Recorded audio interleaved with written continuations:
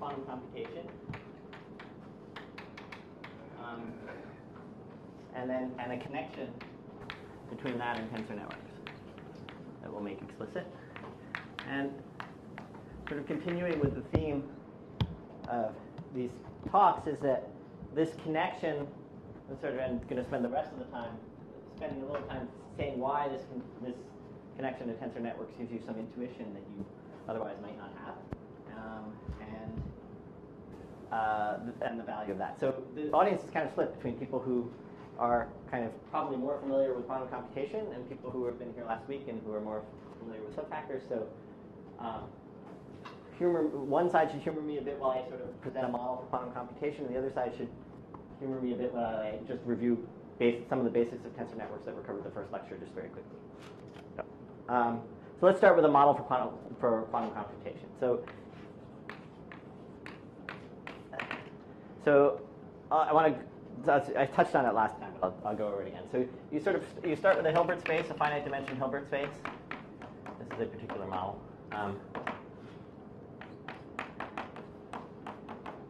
Of some dimension k, and that's going to correspond in the tensor network setup to the number of colors that we were labeling, the number of labels on an edge. And your objects are states which are unit vectors in the tensor product of n copies of h. So these are the objects that you work with. And the way that you work with them is by two means. They're unitaries and they're measurements. So there are local unitaries, and what local unitaries you can assume that they mean is unitary matrices on two copies of H. And you're allowed to then, when you actually use them, you can use them on any two copies. You can sort of imagine them being implemented on any two copies of H and the identity on the rest of the space. Okay. And finally, you have measurement. And a measurement is going to be a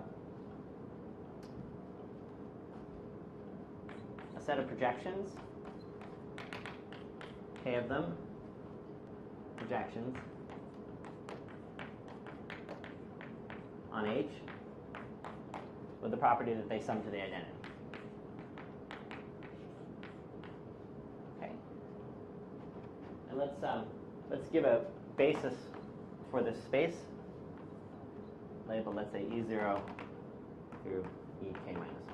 So there'll be a fixed basis. The Hilbert space will come with a fixed distinguished basis. K or projections? They don't have to be rank 1. Yeah, I guess they don't have to be rank 1. So yeah, I goes from 1 to L. P. What's that? You wrote P1 to PT and change it to it.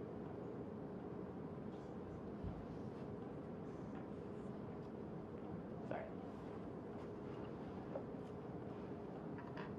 Okay, so here are the ingredients for the model. And then, okay, so what is it? What's the model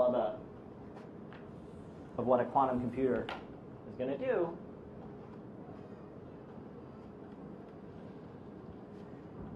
Is the following. You're going to start with... In your states, do you identify vectors, unit vectors, which differ by a phase? No, you don't. They're distinct. So two vectors that differ by some complex unit one thing, we just treat them as separate vectors.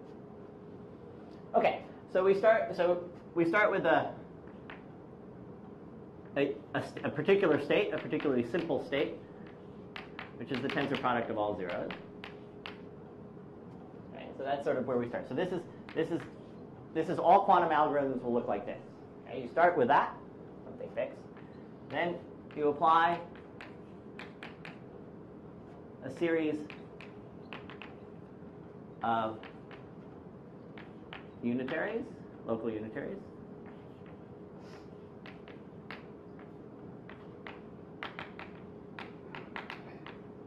Let's call them maybe U1, up to ut,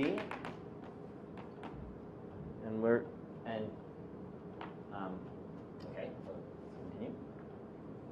And so what that means is we have a vector. By the time we're done, we have this vector. So let me make clear that each unitary is some one of these guys, along with an identification of which two copies of H in this bigger place that we're talking about. Okay? So there'll be a unitary that you can describe, and then you'll say, well, it's acting on the first and the fourth, or the third and the ninth, or the last two, or whatever. Okay? So that's why when I say local unitaries, I mean things thought of as a unitary matrix on H tensor H, but along with some identification of which two copies of H you're doing. And so by the time you're done, you end up here. You've applied these unitaries, so you end up with a new unit vector, new state. Okay. And now you measure.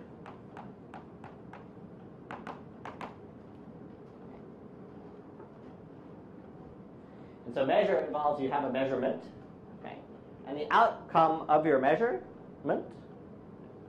is the outcome of your measurement, the outcome is the following.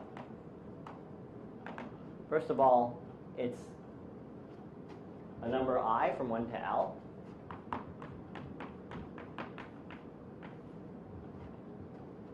Along with a new state, and that new state is your old state projected onto the ith using the ith projection. So it's your old state, and if I came out, pi applied to your old state. Okay. Now that's projection. That's not norm 1 anymore. So what actually comes out is this normal line. Could be 0, right? Right. So it could be 0. Good point. Okay. But it won't be because I haven't told you with what probability outcome I comes. And so outcome I comes with probability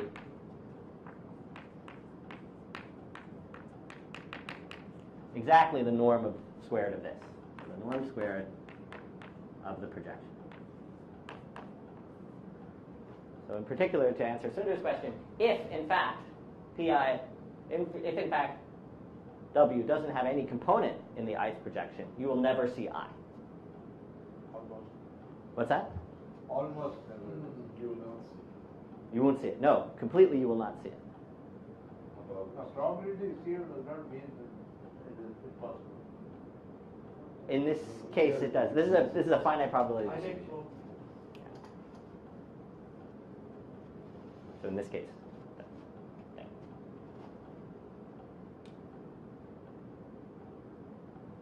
Okay, so that's the setup for this model. So it's for anybody who hasn't seen it before. Okay, sure, but it's hard to get a feel. So so I should say a couple. So if you want to design, so what's the perspective here, right? So the perspective here is, well, I should say something about this T, right? First of all, okay. So we tend to talk about things like polynomial time algorithms, right? Algorithms whose time is proportional to polynomial in the size of the problem. And we can talk about exponential time, things that are whose solution is exponential. So when we're talking about quantum algorithms, for the most part, when we talk about efficient algorithms,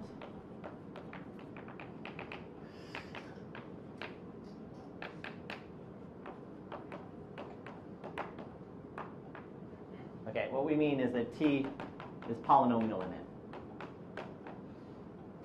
Okay, so as the size of the problem grows, the amount of time it takes is polynomial in n, which is a sort of reasonable amount of time to imagine. What's that? What is n? N is the number of copies of H. Okay,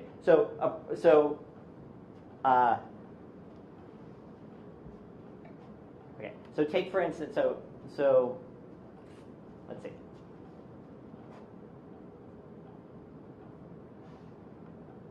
I'm trying to think of an example.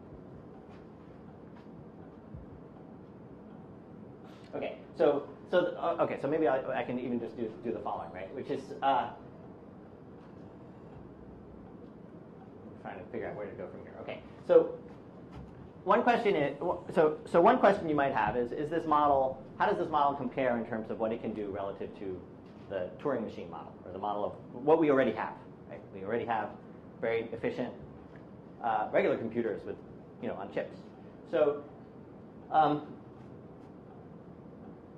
you might ask yourself, how does this model compare to that? If I can do something with my laptop, can I do it with a quantum computer? If I can do something with are there things with the quantum computer that I can't do with a laptop, et cetera, et cetera? So the first result to that effect says that anything that you can do in polynomial time on a laptop, you can do in polynomial time here.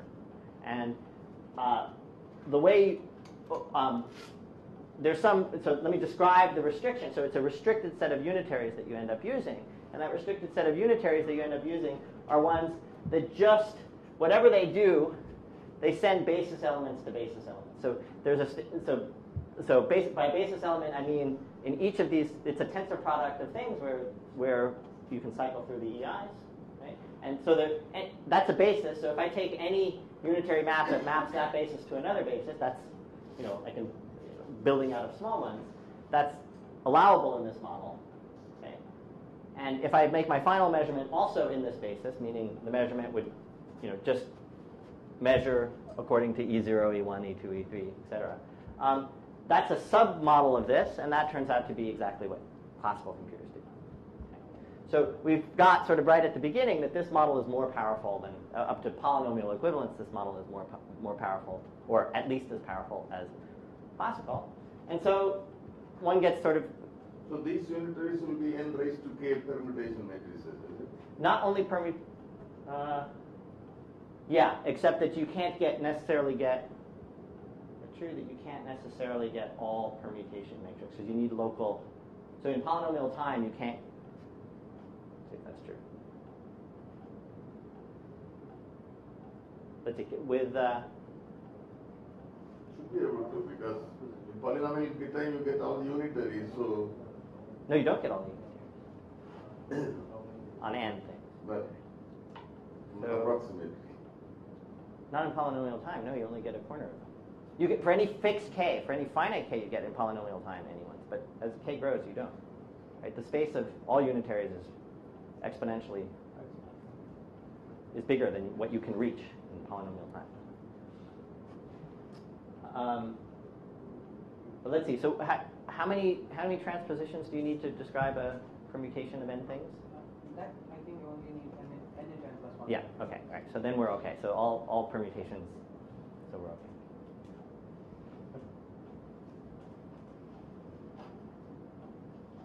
No, maybe not, because you're talking about all permutations on an exponential.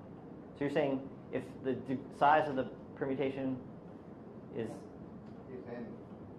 Anything in Sn can be written as product of n choose 2 product transpositions. Oh, but that will not be enough. That will be exponential. That will be exponential. It has to be, if the dimension grows as k power n, you want the thing to grow as polynomial in n, not polynomial in k power n. Yeah, so that's not going to be enough, right? So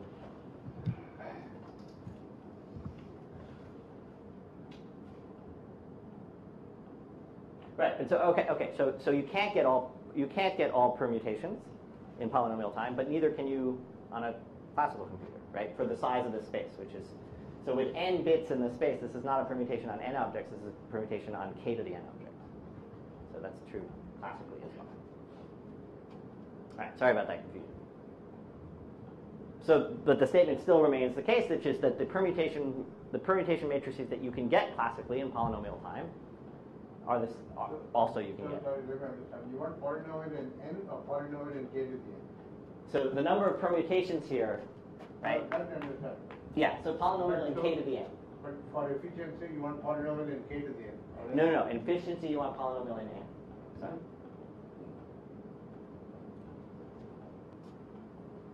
Okay, so let me sort of so let me back up a second. So the reason that one might hope that this has larger power is that though this is described by n things, the dimension of the space we're talking about is exponential in n. Right?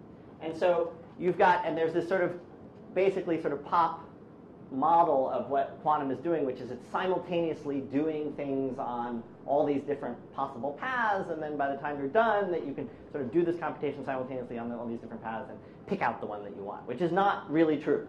But it is true that that the size of the space that you're talking about is very, very large. It's exponential. Right? It's not a size of space that you can work on with a regular computer as it stands. The reason you can't pick things out is something that I want to sort of stress here, which is, and I want to say it again, I said it last time, is you can't see W. Okay? Just because you've got W doesn't mean you can see it. The only way in which you can see aspects of it is by performing a measurement. And so what you end up is getting some sort of view of W as it breaks up into some finite number of spaces. Right? And you don't get a complete view of that in the sense that I don't get to measure this probability exactly. And all I get to do is make a measurement, and it'll come somewhere or it'll come somewhere else. Okay, so this model, so the model, it includes anything that you can do with a regular computer. Right? And here's the reason why there is so much money being poured into it, or was poured into quantum and various other things, which was in about, I think, 95 or sometime like that.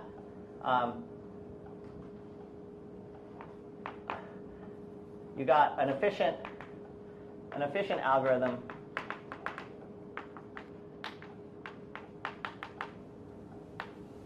for factoring n-bit numbers.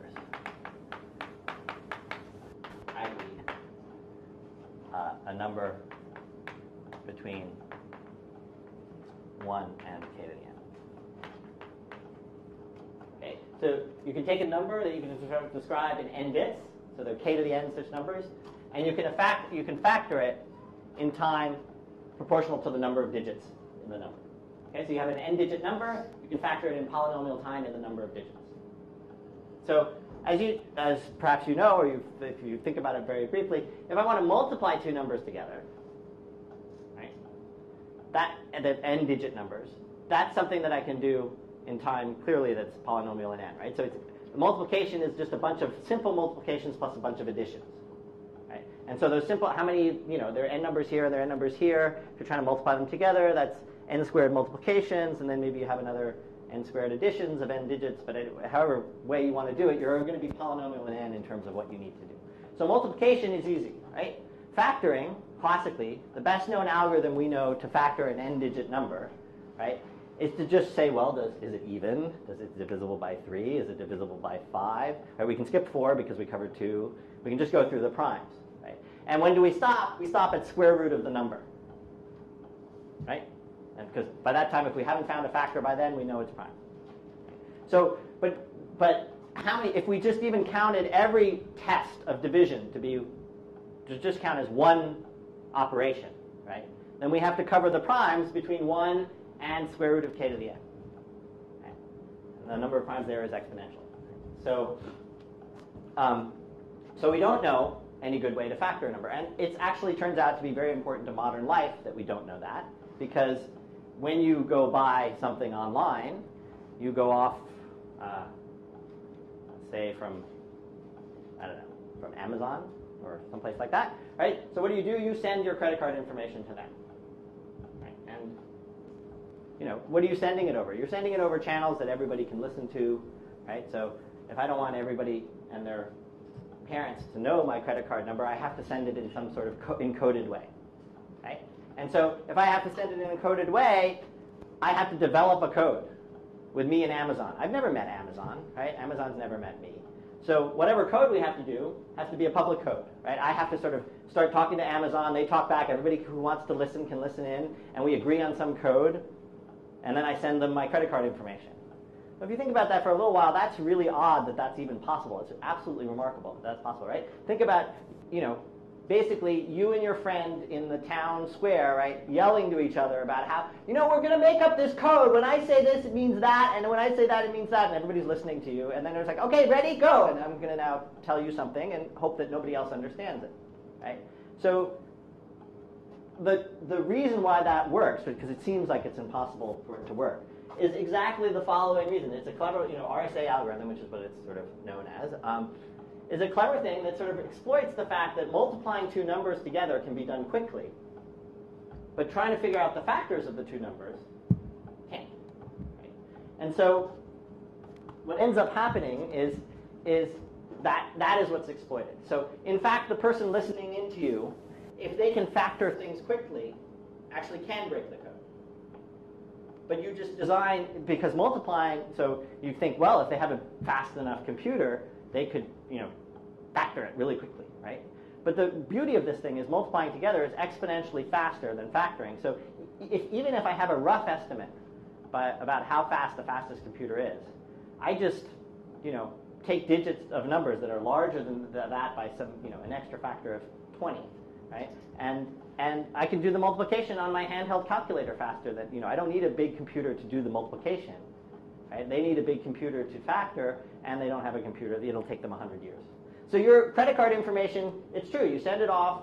It's people working hard on a computer can factor it in 100 years, but by that time your credit card won't be useful anymore. Right? So that's the principle about what it's saying. So you can see now why tons of money was put in here, right?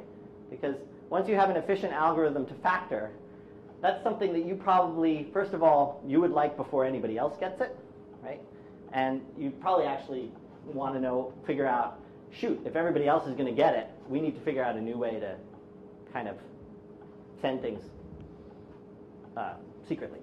So anyway, so that's just sort of a background about why. This is really bad boys mathematics. What's that? What you are trying to do, quantum computation, is bad boys mathematics. Sorry, I still didn't pick up the word. The intention is evil. Oh, the intention is evil. Right. The intention is completely evil. I'm evil incarnate, as they speak. No, I mean it is. No, it's only the reason money is being put in. I'm perfectly pure and agnostic about the reason that it's But this is the reason that I actually have the opportunity to study these wonderful objects on there. Okay. So that was sort of an aside. But anyway, okay, so now to be clear, the fact that we have such an algorithm doesn't tell us that a quantum computer is more powerful than a classical one, right? Because there is no proof that says classically you cannot factor numbers quickly. Right? And that, in fact, is still an unknown question, which is whether this style of computation, just as it is actually more powerful than a regular computer. It is the case that you can put some restrictions on this stuff. There are various different ways to put restrictions and refine the problem and sort of change the things. So there are examples of things where you can show that in this model things are better, but you have to add, and provably better than what you could do classically. You have to add conditions on it. Okay. Okay, so now, any questions so far about what we're listening? So now I want to just make some. Before we move forward, I want to simplify this picture a little bit without any cost to simplify. So the first simplification is that you can assume the local unitaries act on consecutive copies of H.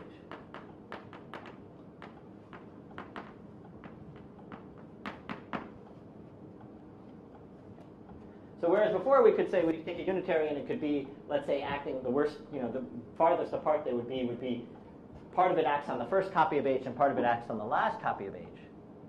I'm now saying that you can assume that all your unitaries act on, either this and this, or this and this, or this and this, etc. And now you probably can see it very quickly. What do I need to do this, right? If I have something acting on that, I can have a unitary map that switches these two, right? So what I do is I realize acting like this as a product of 2n plus 1 things, which is I switch this, I switch this, I switch this, I switch this, I switch this until they're neighbors, right? Those were all local maneuvers, right? The unitary on these two, then followed by a unitary on those two, followed by a unitary on those two. So switch all the way to here. Then I apply the unitary on neighbors that I was going to apply originally, and then I switch them back out. Okay. So what's the cost of this for every single unitary? It costs me n to to implement them. But that's fine because I only care about polynomial in n. So I'll have an extra factor of n, but that's okay. So I can assume, just to make our picture clearer, I can assume that the unitaries are acting on neighbors. But that will increase the number of unitaries that come into play. It increases the number of terms in here, right? When you switch the two spaces, so that will increase the number. How you keep a count of that too? Well, so that the t that you had before will become like n times t, but you don't. But when you're talking about things, you only care about whether an algorithm is with polynomial in n. So it won't change whether an algorithm was polynomial in n. Okay. So by similar reasons, you can assume the measurement is on the first copy.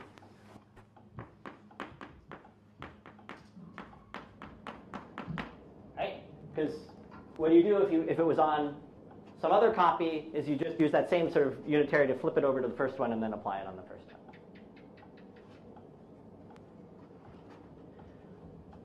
Also, you can assume.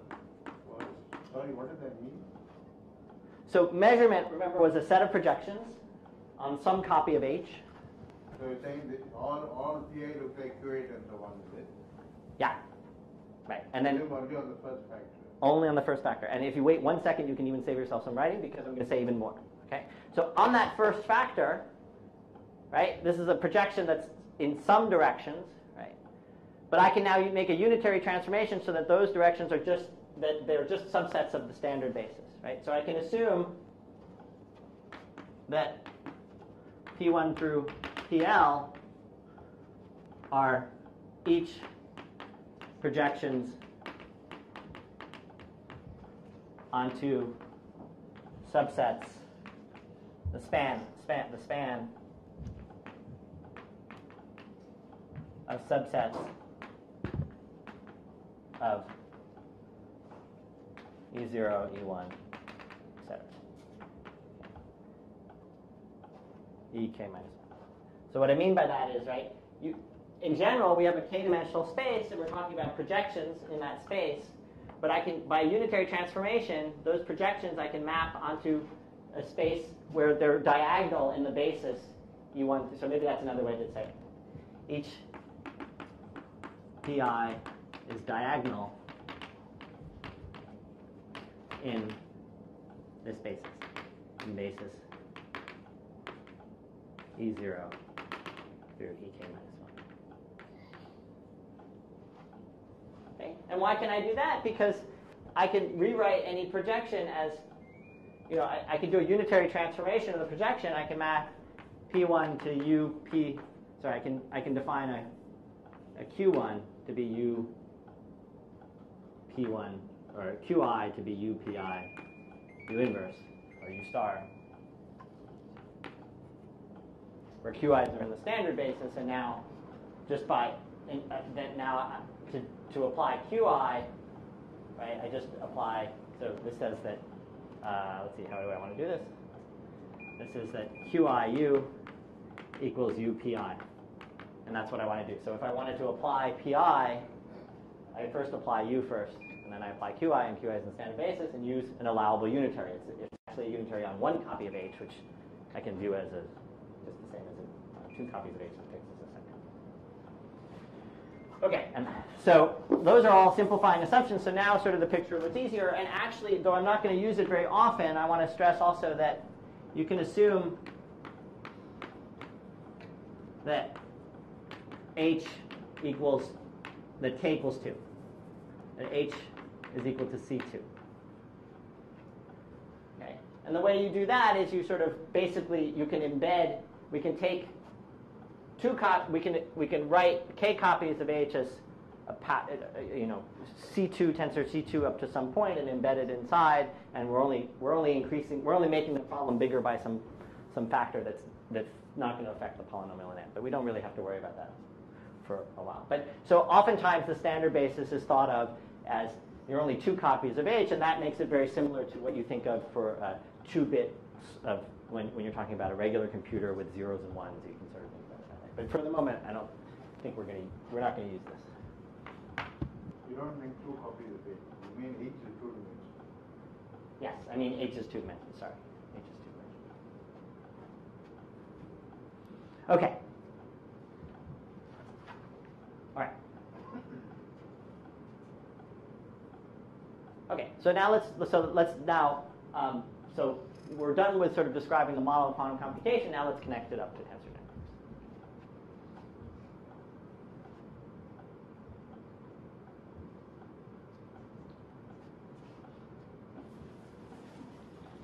So I can draw a picture of a quantum circuit now with these assumptions.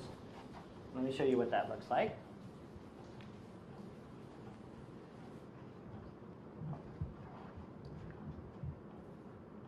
So if I want to sort of depict what happens quantumly, these dots are going to represent the various copies of H. And this is very similar to a classical circuit diagram, right? And then I start applying local unitaries, right? So those are kind of like local gates, right? So I can sort of, if the first unitary I applied was on the first two copies, I could depict it like this.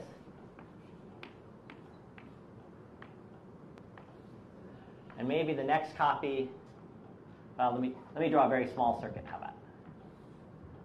Maybe the next unitary that I apply is on the last two gates.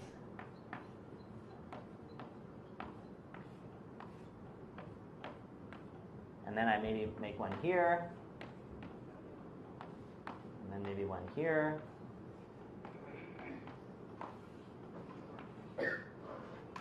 So I'm using now the fact that I know that there are neighboring ones, that I can sort of write them down on neighboring ones. And so I continue like this until it's time to measure. So let's suppose it's time to measure now, right?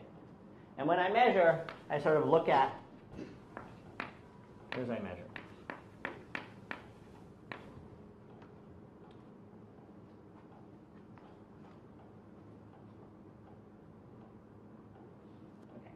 So now let me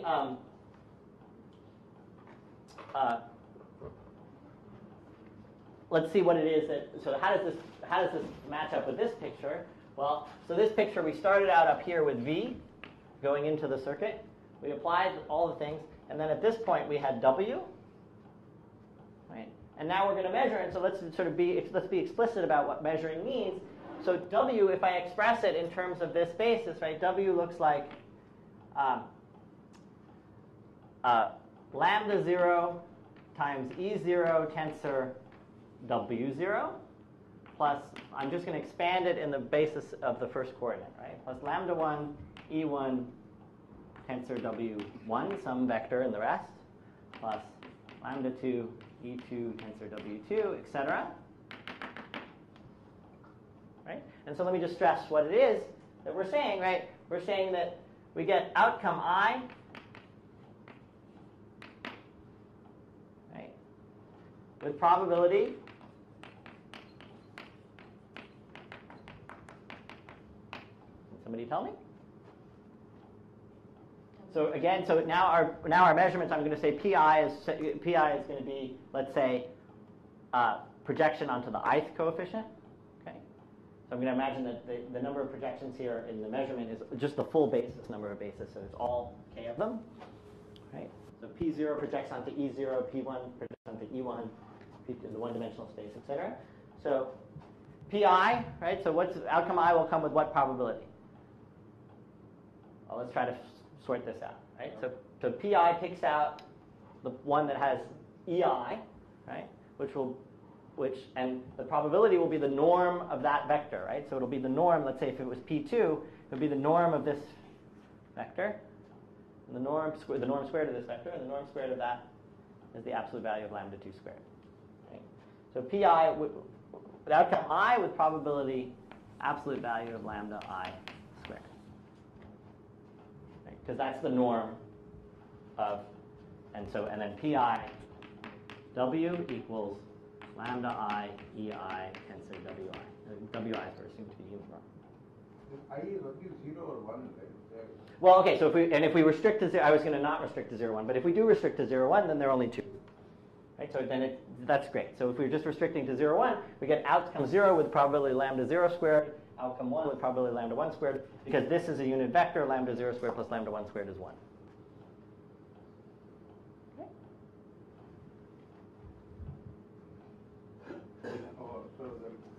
WI is a unit vector. Yeah, WI is a unit vector. Yeah, I pulled out the non-unit part in terms of that. Yeah, so the WI, norm of WI. Okay.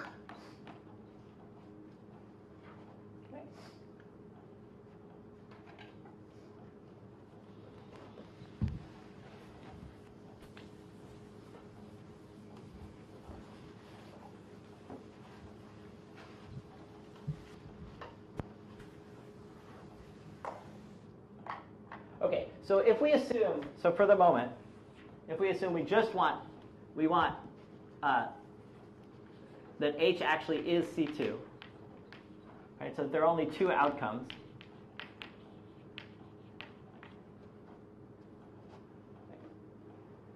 Then the real information that's coming out of this problem is lambda I squared.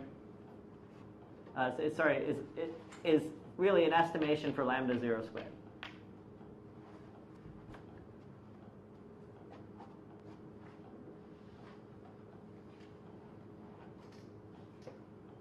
So what is quantum computation? What does a circuit do? It's this, right? So this is our model for what happens. And the information we're getting out of this is, it's not actually lambda 0 squared or lambda 1 squared, but what is it? It's a draw from that probability distribution. Every time I do this, I get a coin that's flipped with weighted factors lambda 0 squared and lambda 1 squared. And that's what I see. But I don't know what lambda 0 squared and lambda 1 squared. So what has been done here is that it's computed, what is the thing that is actually doing any computation is it's the information about lambda 0 squared and lambda 1 squared that I'm getting at. So you're saying W0 and W1 are not important? Well, so in the end, since this is all that you can do, in the end, it turns out that W0 and W1 are not important because you can sort of force your measurement to happen way at the last possible moment. So once you do all the unitaries first and the measurement at the end, you're not going to do anything with that thing. But that should have been another assumption. You can assume that you measure at the end. Sorry, I should have written that to begin with.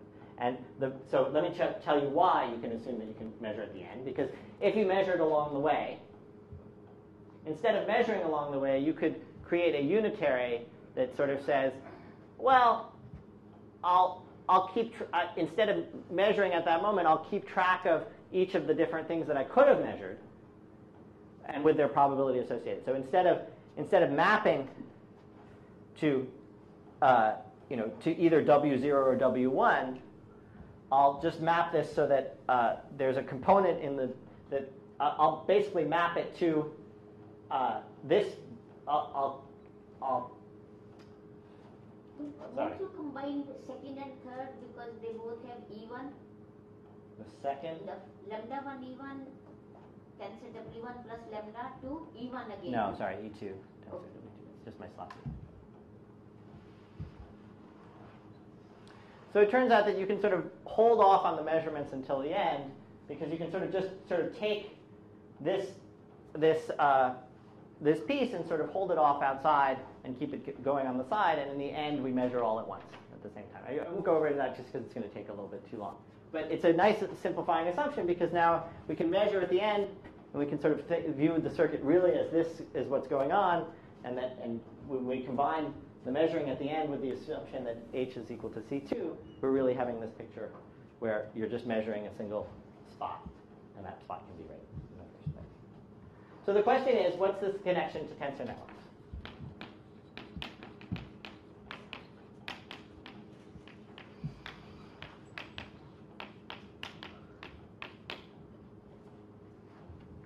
Okay.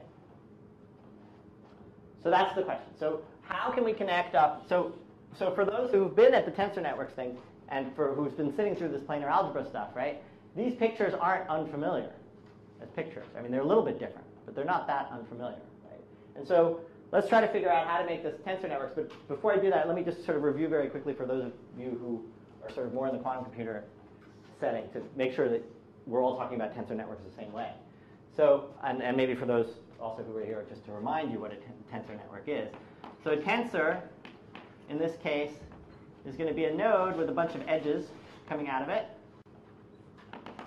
some number of edges coming out of it. And we can put labels on those edges. And those labels are from a set. Let's now make it 0 through k minus 1 to match up with what's going on. So a tensor is going to be an object, which is a node with a bunch of edges coming out. And those edges can be labeled. Okay? And so I haven't finished saying. And every time you label everything, if you label everything, every edge, then that tensor, the tensor takes a value of a number. Is equal to a number.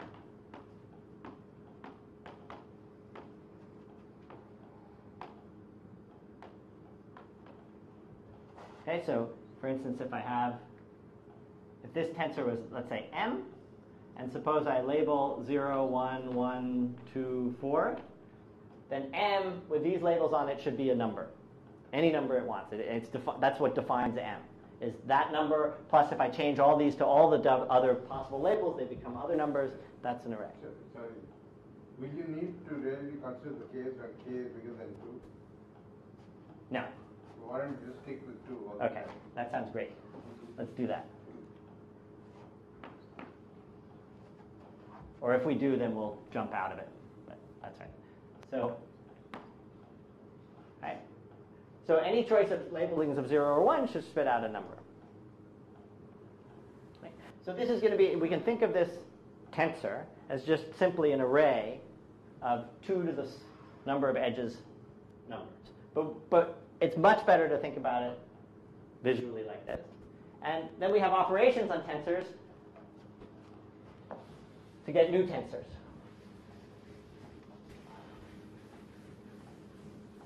And I guess I'll just jump for the moment. Well, I should say,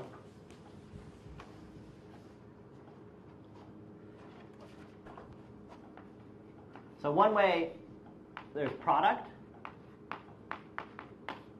which is when you stick two tensors one next to each other. Okay? And so I have to tell you what this picture means. And this picture, so we'll call this a 1, 2, 3, 4, 5. We'll call this a 5 tensor. Okay? A tensor will be, the number of edges around it will be this number. So this is going to be a product of a 1, 2, 3 tensor with a 1, 2, 3, 4 tensor. And what we think about that is, you just draw a big dotted thing, and imagine the dotted part is just a big blob, and then you've got 7 edges coming out. Right? So this is going to be a 7 tensor. And if it's going to be a 7 tensor, I have to tell you what its value is related to what its value of the n and m is. And so let me just tell you by example, if I label all the edges,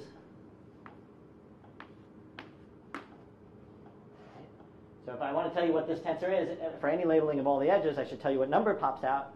And the number that's going to pop out is the product of the two numbers that would pop out of the individual tensors. Okay? So this 7 tensor, its value equals the product of this, which is a number, because it's a tensor with everything labeled, times this number.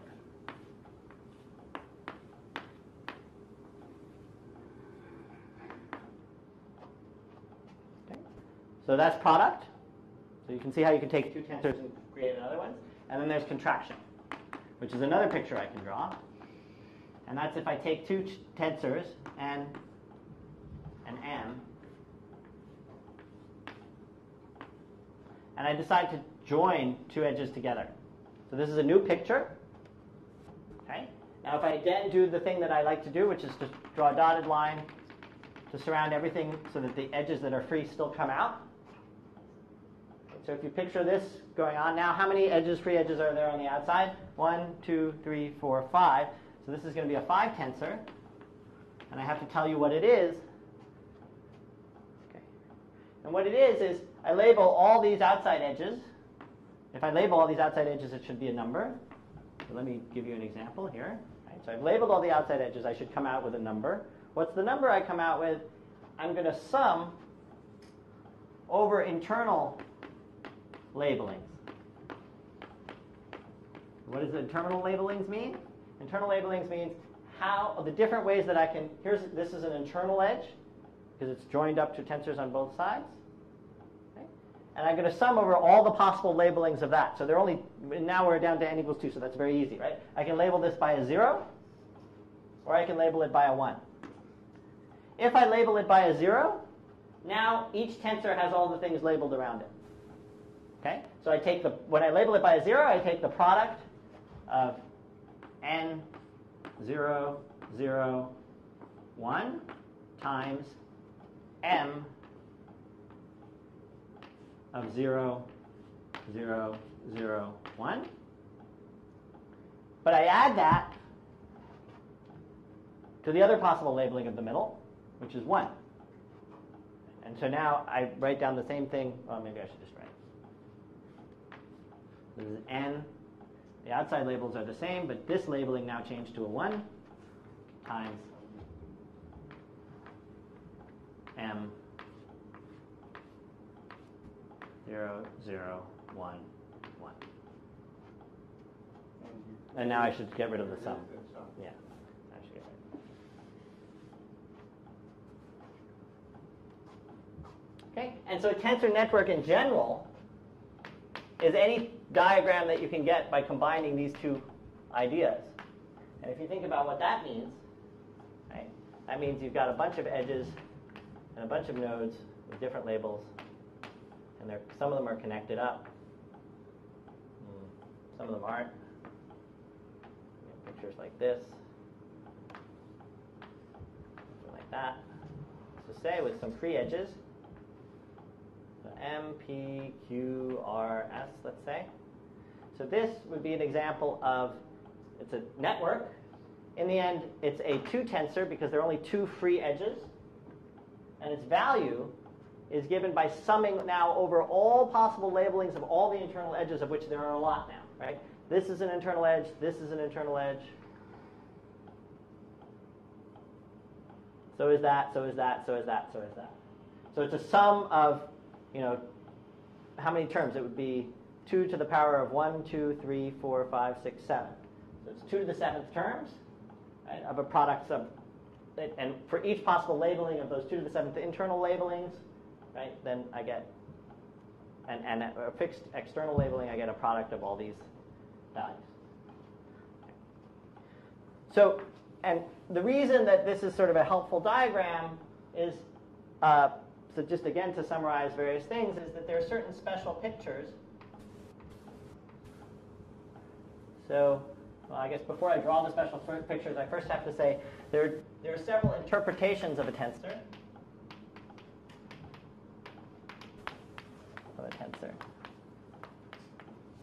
So the first is that it can be viewed as a vector. And so I'll tell you exactly what vector we're talking about. So let me give you an example. That this n, right, which is an array of 2 to the 3 numbers, I can also think of it as a vector in this case, H, tensor H, tensor H. Okay. And what vector is it going to be? Well, I identify each copy of H with one edge. Okay. And so then the value of this tensor is going to be a vector in this thing expressed in the standard basis, and it's going to be the sum of EI tensor EJ tensor EK.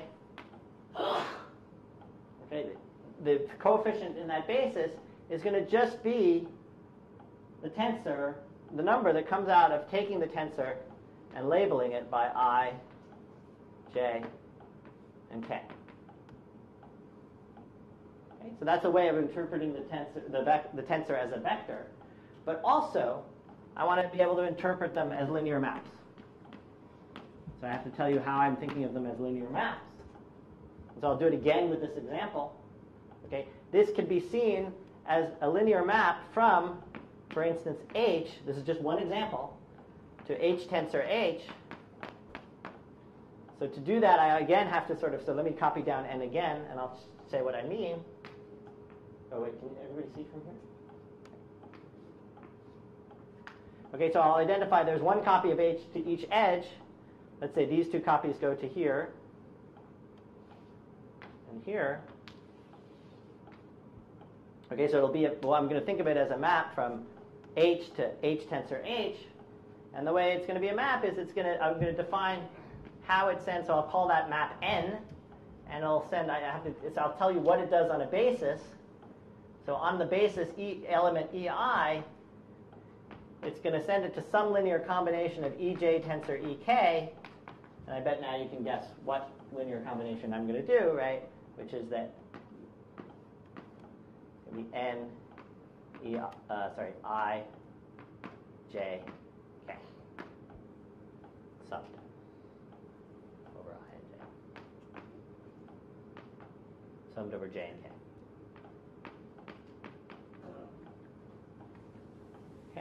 And, there's nothing special about this to this tensor this, right? I could think about it as this to this tensor that by writing down a different linear map, etc. And I could, for that matter, send it from 2 copies of h to a linear map from 2 copies of h to 1 copy of h, all the same. So these tensors have a nice picture because visually you write down the same thing, but they mean vectors, they mean linear maps, and depending on which way you want to think about them, that all of those different ways of thinking about them is helpful. And so there are certain pictures then that become, that you should be able to recognize, and we did this sort of in the first thing, but just to quickly do it again, right? So this picture, let's just say, or this picture, either of these two pictures, if you think about it for a while, this is just the inner product. This is just inner product. And what is it inner product of? If I consider x is a 3 tensor, right? Y is a 3 tensor. If I think of x and y like I did here as a vector in h tensor h, this becomes the picture of the inner product of x with y when the copies of h are identified the right way. Okay? And more simply, this is just an inner product within h. So whenever you see sort of pictures where 2 tensor diagrams are thrust together, you can think of them as an inner product on some space. You have to worry about the complex conjugate because this thing is a bilinear, multilinear pairing. So this is whereas the inner product is not linear in the y variable, right? Well, but this still, if I call this y and this x, this is still going to be an inner product of x and y. But the resulting function of y is, for fixed x, it's a linear function of y. Whereas the inner product is a conjugate linear function of y. I think what Sundar is saying that if your components are all imaginary, then you are going to get negative numbers.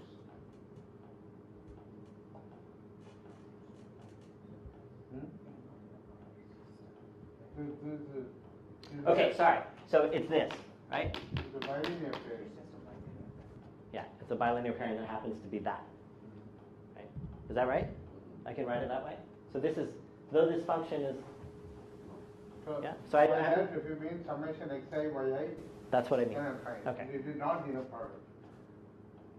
The inner product is summation xi bar. Okay, you're right. Okay, so let's pretend we're on the reals for now. Okay. But after h equals c2. Okay, but let's not pretend we're on the reals. Let's see. How about I do this? Is that all right? That it's equal to x inner product y bar?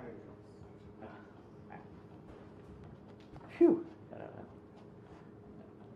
Okay, so that's, regardless, when you see things that are all stuck together like that, that's almost inner product, let's say.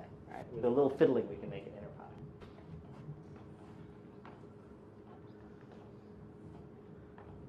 And this picture is matrix multiplication.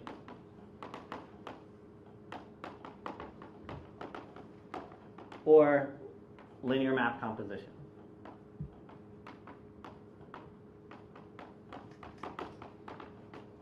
Okay. If we interpret n as a matrix or as a linear map from this copy of h to this copy of H, and we can interpret M to be a map from this copy of H to this copy of H, then this tensor represents the composition of those linear maps, and it's a 2 tensor, right? So it looks like this. So it again is a map from H to H, and it's the composition of these other two. So in particular, that means, for instance, that if I was to sort of imaginarily sort of slice a tensor network in any particular place, like let's say, colored chalk would be helpful, I guess. Right. If I were to cut it here, and I guess I should have drawn also, so it didn't need to be one arrow being joined in here. So for instance, matrix multiplication on 3 things would look like this.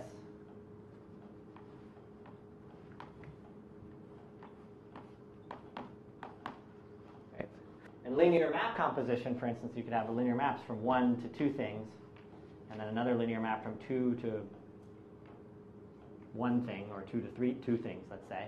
This would also be an example of composition, right? A map from H to H tensor H, and then followed up by another map. So these types of pictures, for instance, right? If I view this big tensor as a map from H to H, right, which are the only 2 things free, it actually, I can interpret it as as the composition of 2 linear maps. The first one was what's on the left-hand side, which is another tensor. Now that I've got these edges cut, right?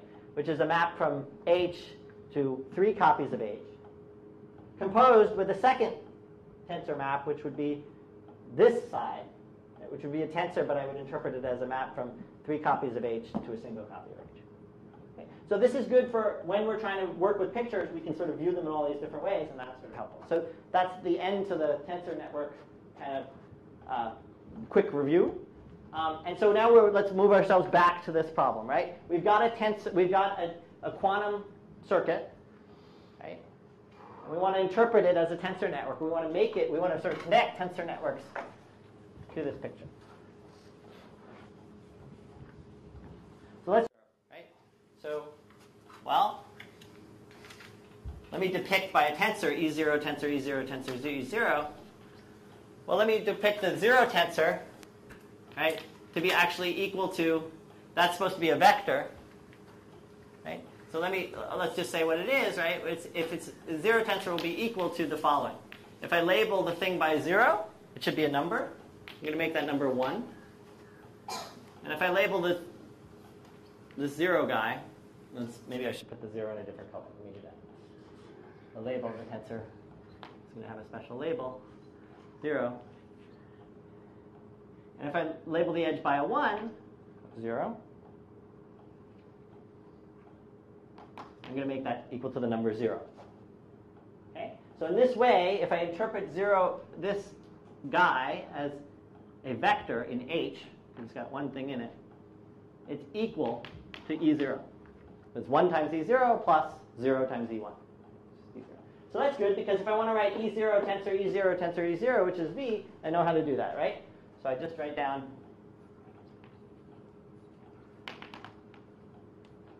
I just label them all by zeros. Okay, so now I've got my V. Now I want to apply this unitary U1. Okay, unitary is just a linear map, right? So I can just draw that as a tensor with 2 edges going, 4 edges, 2 coming in and 2 coming out. I'll call that U1. And then I can just sort of continue like this, right? So, I don't know, what happens next? There's 1, 2, 3, 4, I guess there are only 5 of them.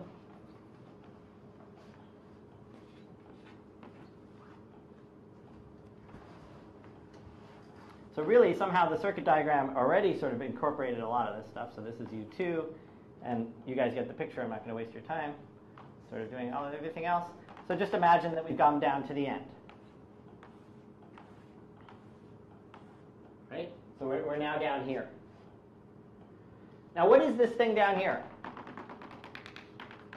Well, if I circle around that, it's a 5 tensor, right?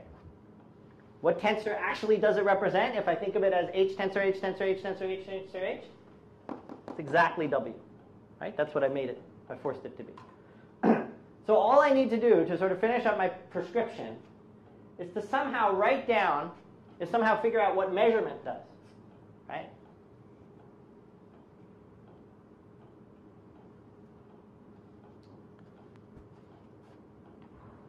Right? So measurement involves putting a projection, right? It's sort of one of two possible projections onto, if we're thinking of it in two things, onto the first coordinate.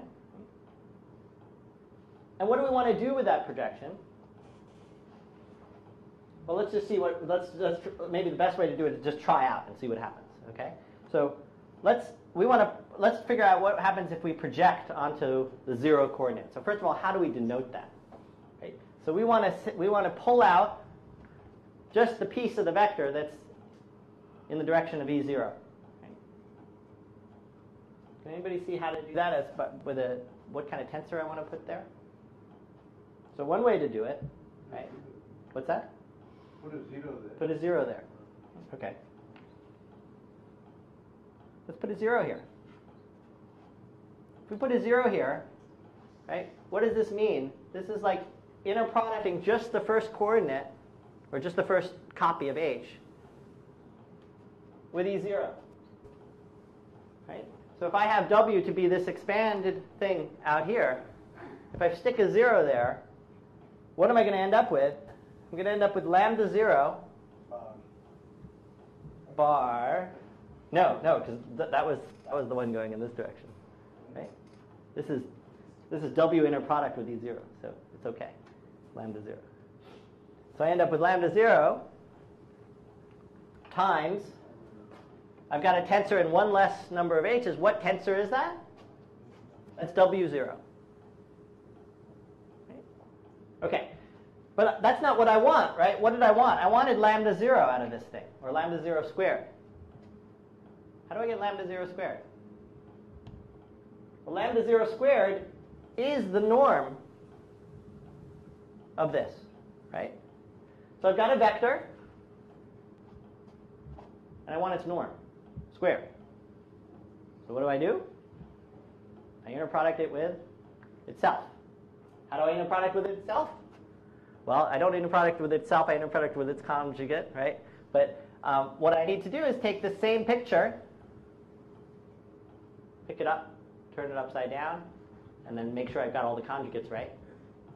Okay? And then stick it on the end. Right? And then I'll have a picture, I'll have a tensor network picture. Okay?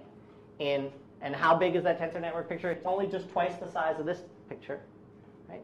And the output of that, the number associated, and it'll have no free edges left. So let me just sort of draw quickly what this one looks like. Right? So if you imagine that the circuit part is just encoded inside here, you've just got it inside here. We started with a bunch of zeros out here. Let me do it this way. And then I put 1 0 down here. And then I took the whole picture, and I turned it over and picked it upside down. And these are all unitaries, so I can actually just bar them to sort of get everything right. And I have out here, again, all zeros. And I have here, here is a 0, again, from the reflected. So this tensor, so now this has all these things, there's no free edges anymore. Right? The value of this is lambda naught squared, absolute value. Okay. So what do we have so far? Right? We have any quantum circuit, the probabilities associated to the outcome of a measurement of any quantum circuit can be encoded by a tensor network via this process. Now, what is it that I can get? So let's go back to the quantum circuit.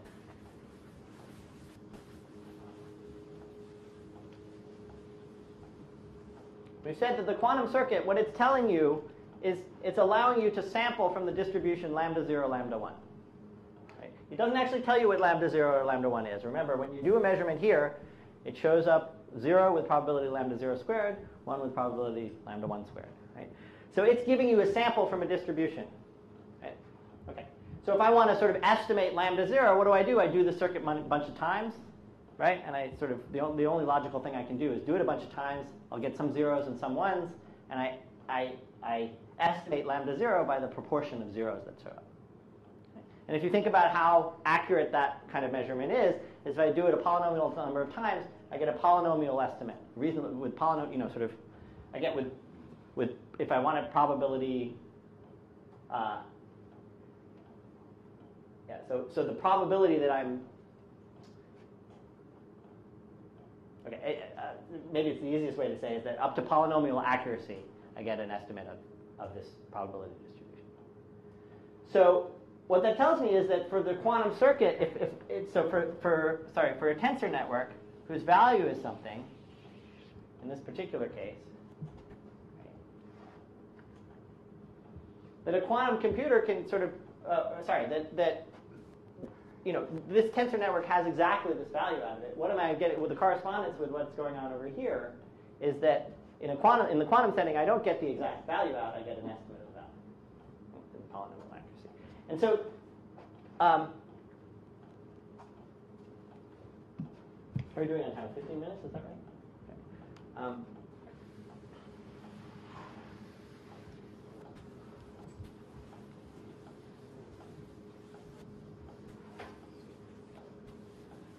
So the natural question is, if I'm trying to make this connection, so far I've made the connection that a quantum circuit can be turned into a tensor network whose value is what I want, is what I'm trying to estimate.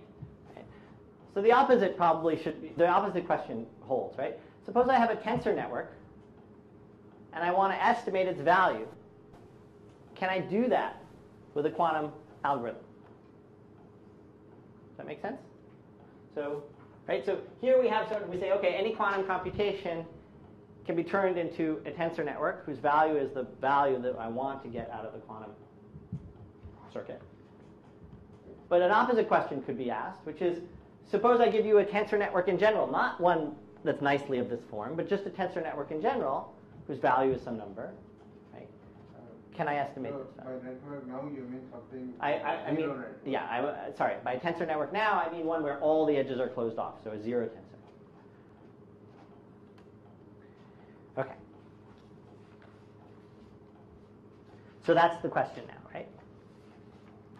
So far, okay, so let me maybe for those of you who are, right? So we've just shown that tensor networks can compute the values of the probability distribution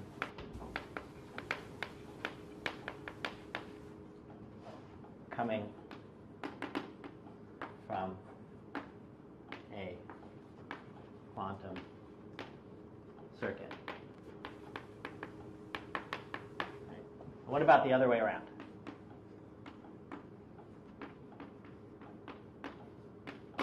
Right. So the other way around is I have a tensor network whose value is something. I want to sort of implement this by a quantum computer. So I'm going to just sort of let me try to use a picture of it.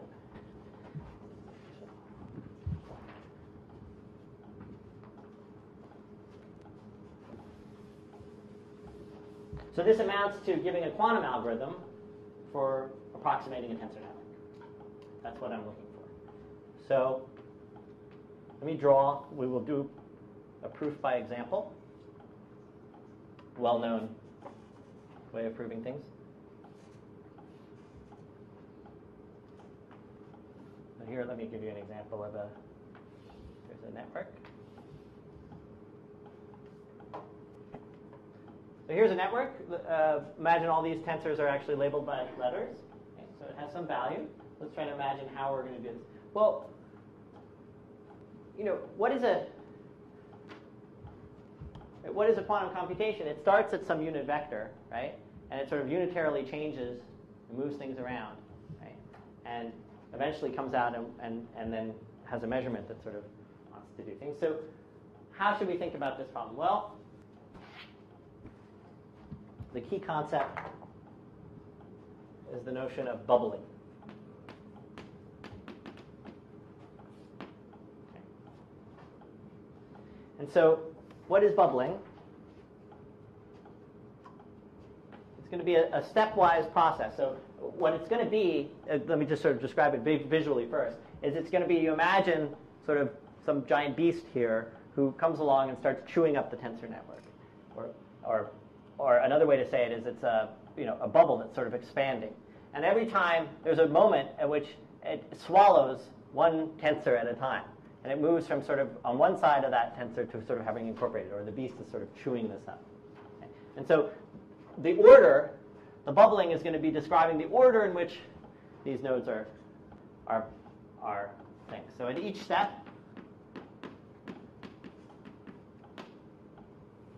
one more vertex is swallowed.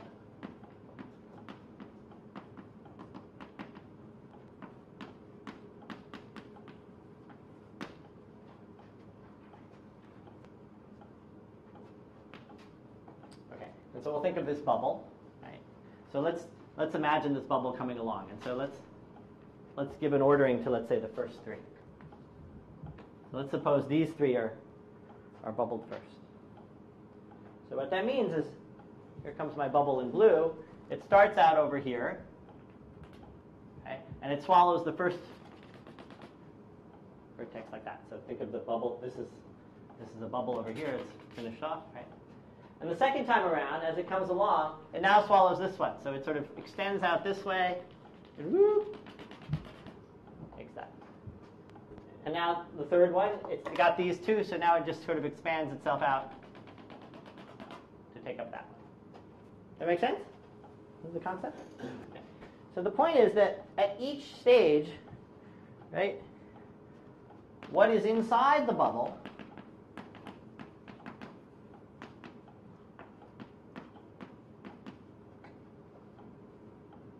is a tensor with free edges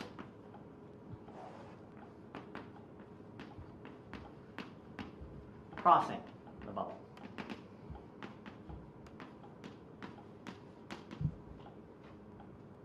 Right? So if I think about just after the first one, here's a tensor with two free edges. Okay? Okay? And then once I think about the second one, what have I got? Everything that's inside is these two nodes, and there's 1, 2, 3, 4 things coming out. Okay? And then after the third one, there's 1, 2, 3, 4, 5 free edges. Okay? So each time I go along, what's inside is a different vector. It's a different tensor, which I'm going to interpret as a vector. Okay? So as I started out, I have a vector in H tensor H, and then I got a vector in H tensor H, and then I got a vector in whatever, etc. And the idea is that the quantum simulation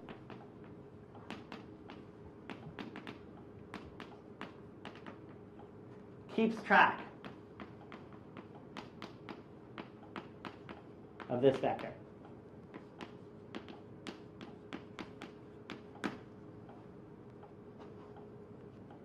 Okay, so that's the program. That's how we're going to try to do this. Now, we'd be fine, right, if we could design a map from here to here that was unitary when we swallowed each time. And from here to here, that a map, if we could see that this transition from here to that vector there was unitary, then we could just sort of imagine it as a circuit, right, where we're sort of building these unitaries. But they're not unitary maps, right? They don't need to be unitary maps. Okay. So we need to sort of figure out a way of taking an arbitrary linear map, right, and making it look like a unitary.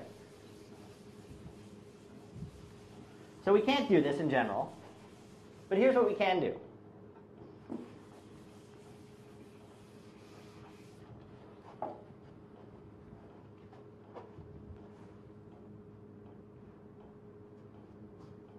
Okay, so this is going to be the key component.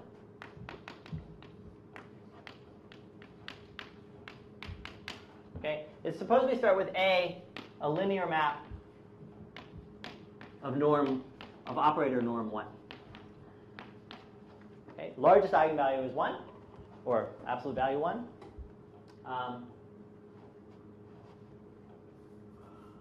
All the other ones are less than or equal to that, but it's not necessarily unitary. Well,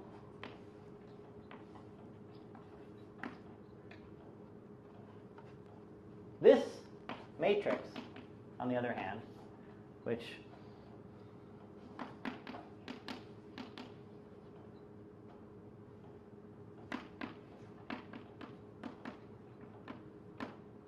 is unitary.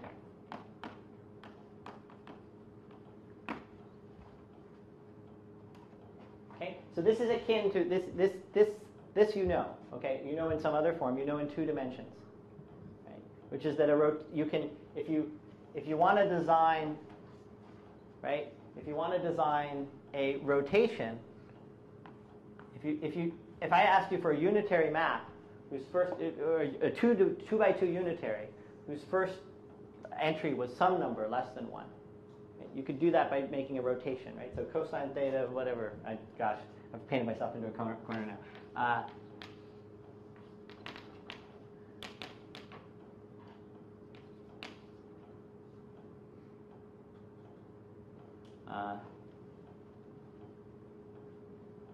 No, this is not right. Yes, this is right. Cosine theta. Somebody help me out here. What's the rotation by theta? Minus sine cos. Another cosine? Yeah. Okay, and so if you call this x, this becomes square root of 1 minus x squared. This becomes minus square root of 1 minus x squared. And actually, minus sign is about the other spot. Oh, to which spot? To 1, 2 spot. This spot. Okay, we're still okay. The other would have been rotation by minus theta. Is that right? Okay. All right. Anyway, so this prescription, right? So this is your normal rotation, and you can see a very similarity between what's going on here and what's going on here. It's the exact same thing. You can just kind of do it. But it sort of says if I wanted to create a unitary matrix whose top left entry was some number between minus 1 and 1, real, then I could construct it using this construction. And just in general, this is the complex version and the matrix version of this construction. Okay. So instead of having instead of implementing A, I could implement this thing, right? So instead of A on some vector space V, right, I can implement. So you want norm less than or equal to 1? Less than or equal to 1. Norm 1 norm less than or equal to 1. Okay. So instead of A, what I produced is an A hat from V tensor C2 to V tensor C2. Okay? So that if I just look at what's going on the E0 copy, on the top left coordinate, what's being implemented is A. Yeah? Okay. So now with that in hand, yeah, I can squeeze this in and then we can pick up the next time. With that in hand, let me say what we do for our quantum algorithm to try to approximate a tensor network. Okay, so first we pick a bubbling.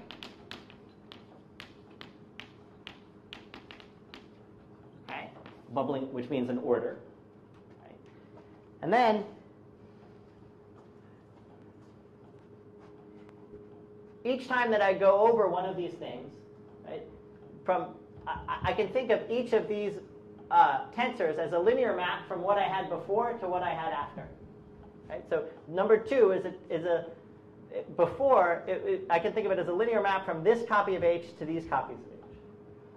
Right? This one I could think of as a linear map from C, no copies of H, to 2 copies of H. This one here from some number. So there's a linear map there. Right? And I can compute the norms of that linear map. That's a very small problem. It's on a constant degree thing. So I compute the norms of the linear maps coming from the swallowing. So let me just be clear about that, just in case it's sort of a problem. When you swallow a node, there's a before and after picture, right? Before you've swallowed a node, you're approaching with some number of edges. After you've swallowed a node, you've completely consumed it. In between those two things is a tensor, right? And that tensor we think of as a linear map from the number before to the number after. We compute the norm of that linear map. We hold on to that number, and then we replace with normalized